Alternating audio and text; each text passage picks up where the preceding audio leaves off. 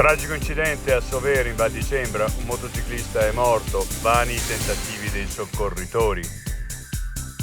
Ledro, momenti di paura nella notte, 19enne perde il controllo dell'auto e finisce dentro un corso d'acqua.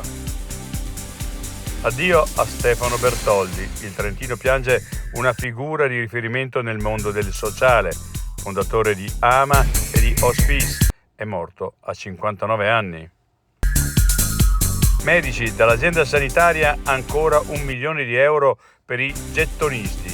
Ioppi, non è una soluzione accettabile, serve una contrattazione separata per chi lavora nel pronto soccorso. Esonda il lago Nambino e l'acqua arriva dentro il rifugio.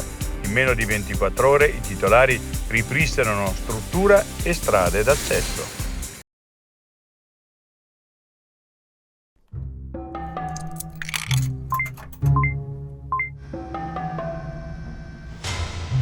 No.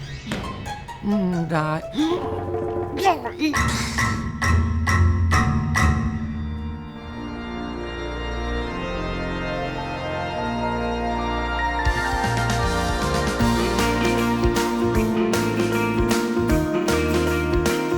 Caf Acli, il 730 che spacca.